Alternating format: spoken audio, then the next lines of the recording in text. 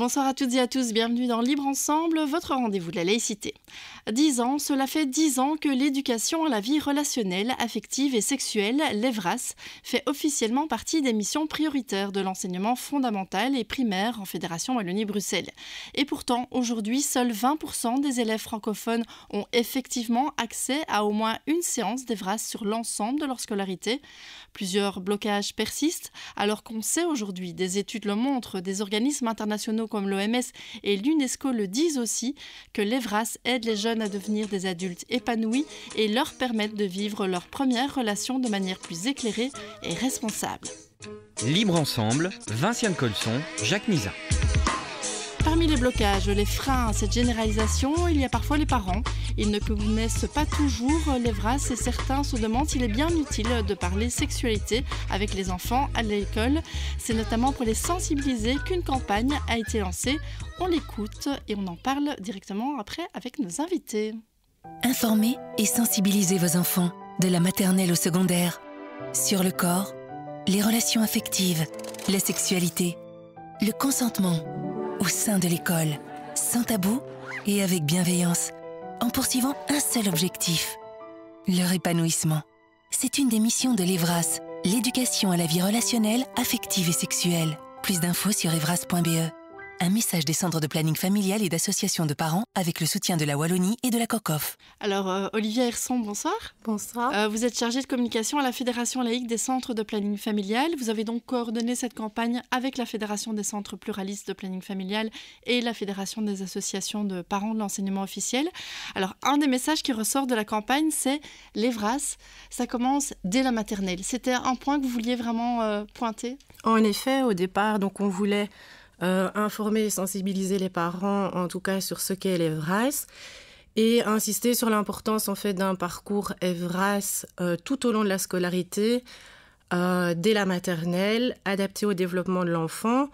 Je pense que ça fait référence au fait aussi qu'on a voulu communiquer sur le fait que l'EVRAS n'est pas seulement limité à sa dimension de vie sexuelle, mais bien relationnelle et affective, qui prend tout son sens quand on aborde ces dimensions avec des jeunes enfants dès la maternelle, qui sont des êtres sociaux, qui vivent en relation et avec qui on va aborder des thématiques évidemment plus relationnelles et affectives. On ne va pas aborder la sexualité ni la contraception dans des écoles maternelles. On va plutôt aborder des thématiques qui sont liées au corps, au respect de soi, au respect de l'autre. Et donc voilà, oui, donc pour la Fédération de centres de planning familial, c'est important que l'accès à l'EVRAS soit vraiment à partir du plus jeune âge en tous les lieux de vie. Jusqu'à la fin, en tout cas, de la scolarité. On va continuer à parler de cette campagne, mais je vais donner la parole à notre deuxième invité, Julie Henriet, bonsoir. Bonsoir. Vous êtes psychologue, vous avez fait des animations EVRAS pendant une quinzaine d'années, vous êtes aujourd'hui formatrice EVRAS et vous avez publié Sexualité, sentiments et stéréotypes, osez en parler aux éditions Espace de Liberté. Alors vous parlez beaucoup de votre expérience en tant qu'animatrice et notamment votre expérience avec les plus jeunes enfants. Et c'est vrai, Olivier Herson l'a encore dit juste là, c'est qu'on retient, ou les parents ont tendance peut-être à retenir souvent le S de sexualité, mais l'EVRAS c'est autre chose, c'est pas que ça. Et en maternelle, spécifiquement, c'est souvent autre chose. Et c'est quoi, du coup, en maternelle, l'EVRAS ? Alors, pour être concrète, puisque Olivia l'a très bien décrit au niveau des objectifs, on va finalement parler à l'enfant son langage. L'enfant petit est dominé par sa sensorialité, donc c'est quelque chose dont on va beaucoup parler. Comment on a des sensations, est-ce que c'est agréable, est-ce que c'est désagréable, comment je sais finalement que ce que je pose comme acte sur l'autre lui convient. Ça parle de toute la question du consentement dans les premières interactions. On parle aussi des émotions. Une deuxième étape finalement, ensuite à la sensorialité, comment je me sens dans mon corps, c'est quoi mon corps, quelles sont les parties de ce corps, quelles sont les parties que j'aime qu'on touche, quelles sont les parties que je n'aime pas qu'on touche, comment je peux le signifier et comment finalement je peux être connectée à ce que je ressens pour pouvoir adresser à l'autre un oui ou un non. Ça, c'est des choses qu'on peut aborder en maternelle et c'est important aussi d'insister sur le programme ou le contenu des animations qui va être co-construit avec l'enseignant pour vraiment pouvoir toucher les besoins de la classe à ce moment-là. On sait que si on est à côté de la préoccupation du jeune enfant ou de la classe, il y a forte chance que notre animation n'ait pas le même impact. Donc c'est important dans tout cela d'impliquer les acteurs scolaires pour que finalement aussi l'enfant se sente validé de prendre cette animation, qu'il sente que c'est OK pour son enseignant. Les enfants maternels sont très loyaux à leur prof et qu'on puisse vraiment implémenter ça dans l'école parce que les animations, c'est finalement un petit temps dans l'année scolaire. C'est important de pouvoir pérenniser cette action via des outils qui resteraient dans la classe, via peut-être des projets d'école en plus. Et l'implication des parents, je pense qu'on y reviendra. Oui, c'est ça. Effectivement, la question du projet d'école, on y reviendra aussi. Alors, on a parlé des maternelles. Du coup, par exemple, en primaire, comment ça peut évoluer vers quelle thématique est-ce qu'on évolue avec l'âge ? Alors, je parle toujours de généralité puisque ce sera adapté effectivement à chaque école et à chaque classe, mais ces émotions, elles continuent d'évoluer. On peut avancer effectivement vers les besoins qui finalement, quand on travaille les émotions, elles nous aident à identifier nos besoins. Si je me sens bien, c'est que mes besoins sont OK. Si je suis fâchée, si je suis triste, c'est peut-être qu'il y a quelque chose que de nouveau je peux adresser, je peux agir sur mon environnement. On peut parler effectivement de tout ce qui est relationnel, la loyauté aux amis, la jalousie, les phénomènes finalement aussi de harcèlement peuvent aussi être abordés et prévenus puisqu'on va travailler le vivre ensemble, la communication non violente si c'est nécessaire. Et effectivement, cette dimension corporelle est transversale, que ce soit au travers petit à petit du développement pubertaire, du rapport à soi, de l'intimité, de la pudeur, des zones aussi où on a le droit de se replier et de respecter l'intimité de l'autre. Donc c'est toujours une tension entre ce que je ressens, la relation avec l'autre et tout ce que ça peut impliquer pour moi dans mes émotions et dans comment je me sens dans ma vie. Alors, il est temps d'accueillir notre troisième invitée, Lola Clavreul. Bonsoir. Bonsoir. Vous êtes directrice de la Fédération des centres pluralistes de planning familial. Alors, je l'ai dit en introduction, ça fait 10 ans que l'éducation à la vie relationnelle, affective et sexuelle fait partie des missions prioritaires de l'enseignement fondamental et de l'enseignement secondaire. Ça fait 9 ans qu'un protocole existe en vue de sa généralisation. Et pourtant, aujourd'hui, on est vraiment loin de cette généralisation. Comment on l'explique ? Principalement parce que dans le protocole qui avait été signé en 2013, les modalités opérationnelles de l'EVRAS n'ont pas été fixées. Et donc aujourd'hui, on a vraiment des disparités entre des écoles qui ont pris à cœur d'intégrer l'EVRAS dans leur projet pédagogique, par exemple, et puis des écoles qui ont laissé ça un peu de côté. Donc effectivement, on a des disparités entre les écoles, et puis on a aussi un manque de moyens qui fait qu'aujourd'hui, on n'arrive pas à toucher l'ensemble des élèves tout au long de leur scolarité comme on le voudrait. Et puisque cette campagne, elle s'adresse aux parents, est-ce qu'on peut dire que les parents sont vraiment un des freins, des blocages parfois ? Oui, pour certains parents, oui. Il y a beaucoup de craintes des adultes du fait qu'on vienne parler de sexualité à leurs enfants. On l'a dit avant, il y a cette crainte du S de EVRAS. Certains parents ont peur que le fait de venir parler de sexualité à l'école pousse leurs enfants à rentrer trop tôt dans une sexualité active, ce qui est faux, vous l'avez dit en introduction. Et puis, il y a aussi des parents qui sont réticents à l'idée que l'éducation à la sexualité, en tout cas l'EVRAS, donc à la sexualité au sens large, se fasse à l'école parce que ces parents pensent que ça doit rester une prérogative de la famille. Olivia Hirson, c'était vraiment un des objectifs, c'était de toucher les parents avec cette campagne, qui est une campagne qui a été diffusée en télé, sur des grandes chaînes, à des heures de grande écoute, qui va encore être diffusée dans les mois à venir. Vous vouliez vraiment les sensibiliser, eux, spécifiquement ? Oui, complètement. On a voulu travailler au niveau des parents d'élèves, parce qu'on se rend compte en effet que la méconnaissance et la crainte est un frein parmi d'autres, et donc on a eu la volonté en fait de travailler sur ce frein-là et donc de répondre à des questions généralistes sur finalement c'est quoi l'EVRAS, à quoi ça sert, de quoi on va parler à mes enfants, à partir de quel âge. Et donc l'idée c'était vraiment d'offrir de l'information, de rassurer aussi le parent et de casser toute une série d'idées préconçues finalement dues à cette méconnaissance finalement. Et donc voilà, donc on a développé ce spot TV de 30 secondes. Alors évidemment, en 30 secondes, on est vachement limité par rapport à un objectif vachement ambitieux. Donc c'est pour ça qu'on a développé 2 autres outils. Donc le site evras.be qui existait dans une forme précédente pour les professionnels de l'EVRAS et donc qui existe toujours pour ce public-là, mais qui a été décliné également à destination des parents et des adultes de confiance. Donc dans cet espace sur le site web, on peut aller plus loin, évidemment, dans les questions, dans l'explication des thématiques, dans l'objectif finalement de l'EVRAS, sur comment ça se passe. Donc on a beaucoup plus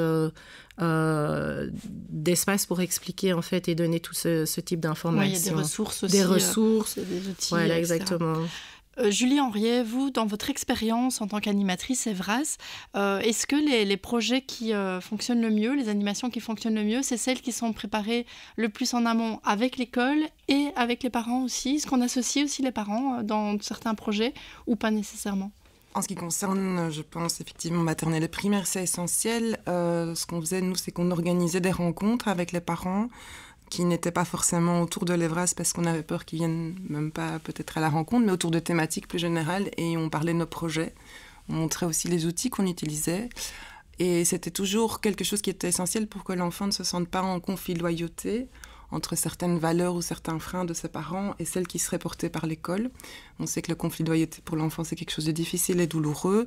Et c'était vraiment essentiel pour nous. Ce qu'on a constaté, finalement, c'est un grand soulagement des parents qui, bien qu'effectivement, il puisse y avoir des représentations à la base, quand on les déconstruit, je pense que beaucoup de parents, quelque part, sont très sensibilisés à la question de l'information et de la possibilité pour leurs enfants d'avoir des espaces de parole et sont soulagés que ce n'est pas forcément eux qui doivent en parler. Tout le monde n'est pas le même face à la question de discuter avec ses enfants, non seulement de la sexualité, mais des émotions. Et quand on peut discuter avec eux de tout ça, ça renforce effectivement ce sentiment que c'est utile et qu'ils peuvent eux-mêmes dire quelle chance finalement mes enfants d'avoir cet espace de parole parce que j'ai peut-être construit aussi moi-même des préjugés et que quand je suis arrivée dans la sexualité, dans la puberté, j'étais pas informée. Et c'est une grande carence, une grande souffrance aussi. Oui, c'est pour ça que c'est essentiel d'en parler finalement en dehors du cercle familial, d'aborder ces thématiques-là en dehors pour éviter des inégalités entre Exactement. les enfants, par exemple. Ça permet finalement que tous les enfants aient droit à la même information. On sait qu'il y a des familles où ça se discute plus, on sait certaines où c'est beaucoup plus tabou, peu importe finalement les milieux et les religions. Alors, le lac Lavreul, on dit ici qu'en fait, il faudrait que tous les enfants aient plus ou moins le même type de formation. Or, aujourd'hui, c'est aussi un des problèmes, c'est qu'il n'y a pas vraiment de canevas. Il y a un guide sur lequel vous travaillez avec d'autres acteurs de l'EVRAS ? Oui, tout à fait. Donc, il y a une coupole qu'on appelle les stratégies concertées qui rassemble tout un tas d'acteurs, donc les fédérations des pouvoirs organisateurs, les fédérations de centres de planning, les parents d'élèves, le DGDE, les organisations de jeunesse et puis le secteur du handicap, et donc qui a travaillé à l'écriture d'un guide de contenu, donc qui vise à préciser en fait les contenus qu'on peut aborder suivant l'âge des enfants. Qui vise aussi à préciser un peu quelles compétences et quelles connaissances on devrait leur apporter en fonction de leur âge et de leur niveau scolaire. Donc l'idée, c'était vraiment de pouvoir harmoniser cela, parce que pour l'instant, on n'a pas du tout justement d'harmonisation, et donc toutes les écoles et tous les élèves ne sont pas égaux devant le contenu qu'ils vont pouvoir recevoir en animation EVRAS. Oui, on parle aussi parfois de la question des labels. Où en est-on aujourd'hui là-dessus ? Parce que c'est vrai qu'il y a des associations qui sont parfois sollicitées par des écoles et qui transmettent une information qui n'est pas nécessairement celle, par exemple, qui se retrouverait dans le guide dont vous parlez. Oui, tout à fait. Il y avait eu des histoires il y a quelques années avec notamment des associations qui amenaient du contenu anti-choix, anti-IVG dans les écoles. Et donc, le travail qui est réalisé actuellement sur l'accord de coopération vise aussi à garantir une certaine qualité des animations EVRAS et effectivement à labelliser des acteurs qui pourront aller donner ces animations dans le cadre scolaire. Mais comment on peut faire, et là la question s'intéresse un peu à toutes les trois, mais comment on peut faire pour que ce soit vraiment généralisé ? Parce que on l'a dit, il y a 20% finalement, et c'est une estimation parce qu'il n'y a pas vraiment un vrai cadastre, mais on estime qu'il y a 20% des élèves francophones qui ont eu au moins une séance d'EVRAS sur l'ensemble de leur scolarité. Comment on peut faire concrètement pour que demain ce soit 100% et que ce ne soit pas juste une séance, mais que ce soit tout le long de la scolarité, parce que vous avez toutes pointé l'importance justement de faire évoluer cette formation et de la faire de façon récurrente. Je crois qu'il y a plusieurs axes de travail et ici on le dit bien avec les différentes intervenantes, c'est-à-dire qu'il y a à la fois une sensibilisation des adultes, que ce soit sensibilisation des parents ou des responsables des écoles, donc les pouvoirs organisateurs, les directions, les sensibiliser à, comme disait Julie, au fait que l'EVRAS c'est quelque chose d'utile pour les enfants, ça va leur permettre de devenir des adultes capables de faire des choix, d'être responsables par rapport à leur sexualité, par rapport aux autres, d'avoir certaines compétences en matière de vie relationnelle, affective et sexuelle. Donc ça, c'est un axe. Et après, il y a vraiment un enjeu plutôt de financement, en fait, parce qu'aujourd'hui, on sait que on manque aussi d'opérateurs sur le terrain. Et donc, il va falloir former davantage de professionnels, renforcer les actions des acteurs qui sont déjà sur le terrain, donc les organisations de jeunesse, les centres de planning, les PMS, pour pouvoir avoir une offre qui soit suffisante par rapport au nombre d'élèves qui sont présents actuellement en Fédération Wallonie-Bruxelles. Mmh. J'ajouterais aussi que les acteurs scolaires et les actrices scolaires devraient être sensibilisés à l'EVRAS de manière beaucoup plus importante. On sait que les professeurs ont un petit cours de peu de crédit autour de l'EVRAS et que les formations continues en EVRAS sont très peu fréquentées par les professeurs et que je pense que la généralisation, elle ne passe pas pour moi que par des interventions externes, mais par une prise en main par l'école de manière transversale de cette thématique-là et que chaque professeur puisse avoir une posture d'EVRAS, si ce n'est faire une animation. Donc c'est observer, entendre, pouvoir écouter. Et qu'on sait très bien que les acteurs sont trop limités par rapport au nombre d'établissements pour viser, pour moi, une généralisation qui ne passe pas par une animation sur le cursus scolaire qui est complètement, pour moi, POC dans l'eau. On ne sait pas du tout si c'est à ce moment-là que ce sera juste pour l'enfant.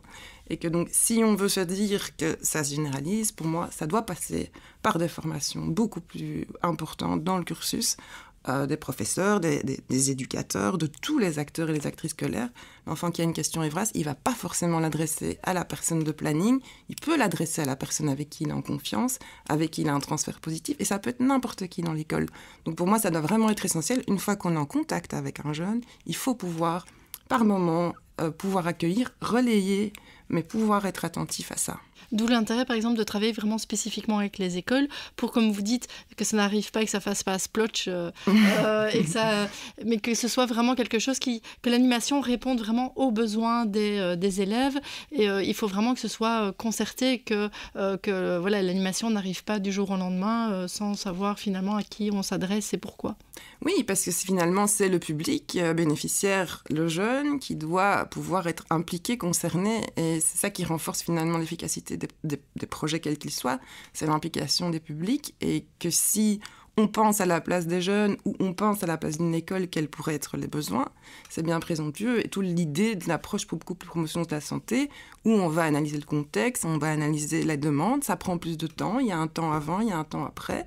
Donc quand on voit 2 heures une classe, ça veut dire 2 heures de prépa, 2 heures d'évaluation. Donc il y a la quantité, il y a la qualité des programmes. Et ça passe par une formation de qualité des acteurs et des actrices pour qu'il y ait finalement quelque chose d'une réflexion personnelle par rapport à soi aussi, qu'est-ce qu'on vient véhiculer, c'est quoi nos freins, c'est quoi nos blocages, et c'est pas une formation de nouveau one shot, pour moi c'est une formation pérenne. Et quand je supervise des équipes d'animateurs et d'animatrices pourtant chevronnées, c'est essentiel parce que c'est chaque fois nouveau, on évolue, on a de nouvelles questions.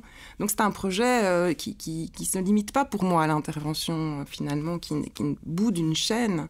Et parfois on a tendance à négliger tout l'avant et tout l'après. D'ailleurs, j'ai envie de rajouter d'où l'importance en fait que l'établissement scolaire vraiment et véritablement s'empare du projet EVRAS, en effet, comme vient de le dire Julie, pas uniquement avec des animations one-shot, mais soit vraiment pensé dans le projet de l'école avec tous les acteurs, que ce soit, comme elle vient bien de le préciser, des enseignants, mais également des directions, des parents et des élèves eux-mêmes. En fait, c'est une co-construction en fait, qui dépasse bien les 2 heures et donc voilà, c'est vraiment important qu'on aille aussi sensibiliser les écoles sur finalement les conséquences sont positives quand elles sont le plus pensées en concertation avec l'ensemble finalement des acteurs concernés. Est-ce qu'il y a encore trop d'écoles aujourd'hui qui pensent que faire de l'Evras, c'est mettre une affiche avec quelques informations dans les couloirs et que c'est bon comme ça? On se rend compte en effet que c'est très disparate d'un établissement à un autre et qu'il y en a en effet qu'avec une affiche ont l'impression déjà d'offrir de l'information sans aucun relais ou quoi. D'autres écoles vont être beaucoup plus impliquées, mettre des cellules Evras en place sur plusieurs années et donc offrir en fait à leurs élèves plusieurs animations tout au long du parcours scolaire. Et donc, c'est cette disparité-là aussi qu'on essaie en fait de contrer, en fait. Ouais.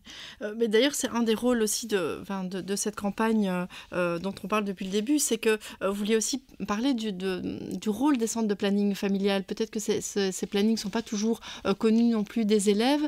Ça fait partie aussi des missions de l'Evras, c'est essayer en tout cas de donner des informations aux jeunes sur ce que peut apporter un centre de planning, par exemple. Tout à fait. C'était un des objectifs de la campagne, c'était aussi d'informer sur le rôle donc des plannings dans la dimension d'animation Evras, parce que, comme on l'a bien précisé, c'est important que les acteurs Evras qui poussent les portes de l'école soient des acteurs finalement qualifiés, qui ont reçu des formations continues sur les thématiques comme sur les techniques d'animation. Finalement, ça ne s'improvise pas d'aller toucher des thématiques parfois sensibles et de pouvoir gérer le débat.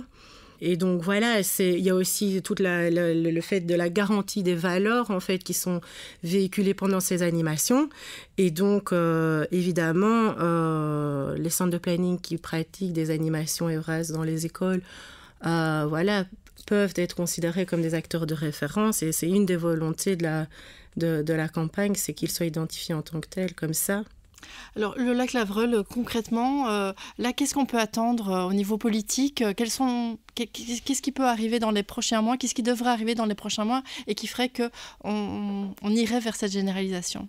Plusieurs choses. Déjà, il y a un nouvel accord de coopération qui va être signé dans le courant de l'année 2022 entre la Fédération Wallonie-Bruxelles et puis les régions de Bruxelles-Capitale et la région wallonne, et donc qui va fixer davantage les modalités organisationnelles de l'Evras. Et puis, on a des moyens qui vont se débloquer, donc notamment à Bruxelles, puisque le budget va augmenter. On est plus ou moins pour le moment autour de 700 000 euros par an et on va aller d'ici 5 ans à plus de 2 millions d'euros par an. Donc voilà, il y a quand même des choses qui se passent. J'ai tendance à dire qu'on est plutôt dans un momentum assez favorable puisque l'Evras a aussi été inscrite dans les déclarations de politique. Donc voilà, on avance petit à petit, mais c'est vrai que la généralisation ne va pas se faire du jour au lendemain. Et juste pour rebondir sur ce que disait Julie tout à l'heure, c'est vrai que dans l'idéal, on devrait pouvoir instaurer une certaine continuité entre tous les adultes qui sont présents autour des jeunes, donc entre les parents, le personnel scolaire et puis ces acteurs qui viennent intervenir de manière beaucoup plus ponctuelle à l'école. Voilà. Et Julie Henriet, vous qui avez accompagné des jeunes, qui avez fait des animations pendant de nombreuses années, on l'a dit, il y a des études qui montrent que faire de l'Evras, ça fait des jeunes plus épanouis, plus à l'aise dans leur sexualité, dans leur rapport à l'autre. C'est des choses que vous avez constatées vraiment. Si vous avez suivi certains jeunes pendant plusieurs années, vous voyez vraiment une différence? Vous l'avez senti, vous? Mais je vais prendre un exemple. Par exemple, pour le primaire, maternelle, on se limite parfois souvent, par manque de temps et de moyens, à l'animation puberté. L'animation un peu identifiée comme ça, en 6e primaire, où on va venir parler des changements pubertaires, en très gros. Et de fait, quand j'ai touché des écoles où je voyais les enfants de plus en plus d'année en année, il y avait quelque chose qui se créait d'un lien de confiance. Et pour moi, cette animation n'était plus du tout vécue de la même façon, comme des gens qui viennent tout d'un coup parler du corps, qui ont tout d'un coup une casquette peut-être même effractante, mais les différentes dimensions qu'on avait travaillées avant, que ce soit les émotions, que ce soit le rapport à l'autre, étaient complètement impliquées dans cette animation qui n'était pas du tout abordée qu'en 6e. La puberté, ça concerne en 6e certains jeunes, en 4e d'autres, en 2e secondaire. Mais c'était beaucoup plus global, beaucoup plus apaisé, beaucoup moins confrontant. Et ça, pour moi, ça induisait une grande richesse dans les échanges. Et en tout cas, après la 6e primaire, on sait qu'il y a des parcours différents, mais je pense que c'est vraiment important de le voir comme une construction progressive. Et quand on s'adresse finalement aux jeunes pubères, on vient aussi nier tout le développement psychosexuel antérieure où, là aussi, on a affaire à des êtres humains pulsés, sexués, qui ont des sensations, qui ont une sexualité, qui ont des émotions. Et c'est vraiment respecter aussi cette progressivité du développement. Donc je trouve ça beaucoup plus riche, avec quand même le temps énorme que ça prend, évidemment, pour... Et la relation de confiance aussi, la relation de confiance, oui, tout à fait. Pour que les jeunes puissent en parler. Et ces jeunes, revenez au planning, parce que ça c'est important, c'est aussi le moment d'identifier ce lieu, d'identifier des personnes qui ont une posture bienveillante, accueillante, ouverte. Et effectivement, c'est dans la continuité de ce lien que finalement, quelques années plus tard, on se rappelle qu'il y avait ces personnes bienveillantes, moi je l'ai moi-même vécu comme ça, qui étaient là à un moment quelque part.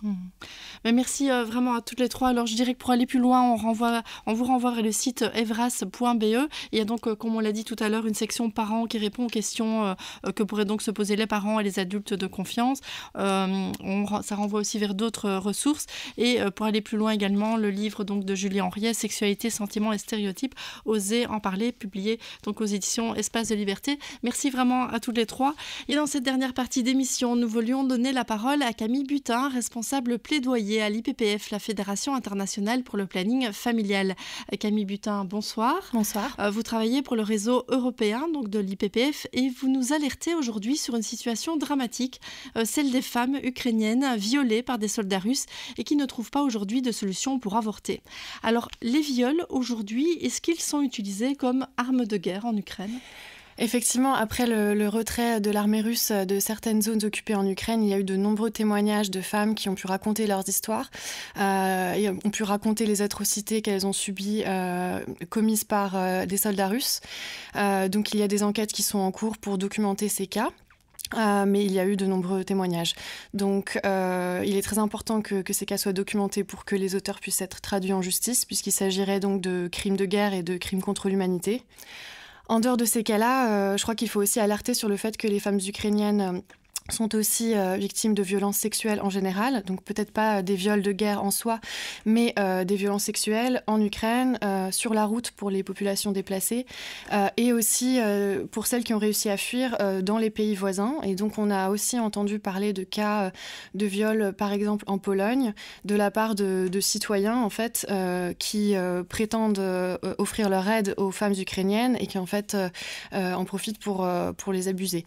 Qui dit viol dit évidemment risque de grossesse non désirée. Est-ce qu'au niveau de l'IPPF, donc la Fédération internationale pour le planning familial, vous avez déjà envoyé en Ukraine des pilules du lendemain, des pilules contraceptives, parce que j'imagine que tout ça manque aujourd'hui? Oui, tout à fait. L'IPPF a pu se mobiliser rapidement. Donc, nous avons tout de suite pris contact avec notre association membre ukrainienne qui est sur place, qui nous a alerté des besoins. Et nous avons pu envoyer et acheminer du matériel et des médicaments nécessaires aux soins de santé sexuelle et reproductive, notamment des pilules de contraception d'urgence, donc la pilule du lendemain, des pilules abortives pour des avortements par voie médicamenteuse, et des kits pour les survivantes de viol qui contiennent, en plus de ces deux médicaments que je viens de mentionner, des tests de grossesse, des médicaments pour prévenir la contamination par le VIH et des moyens de contraception, y compris des stérilets. Alors, mais qu'en est-il aujourd'hui, évidemment, des femmes qui voudraient avorter dans un pays voisin? On sait que le pays voisin de l'Ukraine, c'est la Pologne où il est très difficile aujourd'hui d'avorter. Donc, voilà, qu'en est-il de ces femmes qui voudraient avorter en Pologne, par exemple? En Pologne, l'accès à la contraception d'urgence est limité, c'est-à-dire qu'il faut avoir une ordonnance d'un médecin. C'est l'un des rares pays qui impose cette ordonnance, qui n'est pas nécessaire médicalement. Donc pour les femmes ukrainiennes, c'est déjà compliqué d'avoir accès à une ordonnance, évidemment. Et en ce qui concerne l'avortement, eh bien, comme vous le savez, la Pologne a imposé une interdiction quasi totale de l'avortement depuis plus de 2 ans. Donc l'accès pour les réfugiés, en fait, est inexistant. De la part, en tout cas, du gouvernement polonais et des hôpitaux polonais. Et donc ça, c'est en violation du droit international et même du droit national polonais qui, en théorie, permet l'accès à l'avortement en cas de viol, mais en pratique, ce n'est vraiment pas le cas. En revanche, les organisations de la société civile polonaise se mobilisent fortement pour aider les femmes ukrainiennes à avoir accès aux soins de santé sexuelle et reproductive. Est-ce que c'est ça, du coup, l'appel que vous lancez aujourd'hui, c'est un appel aux autres pays européens, à la Belgique notamment, pour soutenir ces femmes ? Oui, alors effectivement, les femmes ukrainiennes ont un besoin urgent d'assistance de la part de l'Union européenne et des États membres. Alors les femmes qui ont été violées, bien sûr, mais pas seulement. Toutes les femmes, en fait, ont besoin d'accès à l'avortement, quelles que soient les circonstances. Personne ne devrait être forcé à continuer une grossesse contre son gré. Concrètement, la Belgique, par exemple, pourrait ou devrait allouer des fonds et pour, par exemple, envoyer des produits de santé sexuelle et reproductive en Ukraine. L'Allemagne, par exemple, a fait une offre d'envoyer des pilules de contraception d'urgence à l'Ukraine, donc la Belgique pourrait faire de même. La Belgique peut aussi proposer d'accueillir en fait les femmes ukrainiennes en Belgique et couvrir les soins de santé liés à l'avortement et même potentiellement les frais de voyage pour arriver jusqu'en Belgique. Et la Belgique devrait aussi apporter un soutien financier aux organisations de la société civile sur le terrain, que j'ai mentionné, qui font un travail formidable, mais avec des ressources limitées, évidemment, qui ne sont absolument pas soutenues par le gouvernement polonais, évidemment, qui sont même attaquées, en fait, par leur propre gouvernement pour le travail qu'elles font. Donc, oui, ce que nous demandons, c'est un soutien financier direct de la Belgique à ces organisations-là. C'est l'appel aussi qui a été lancé par le Centre d'action laïque, qui soutient évidemment ces propositions. Camille Butin, merci beaucoup de nous avoir alertés sur cette situation vraiment dramatique. Merci à vous de nous avoir suivis et une belle soirée à tous. Merci.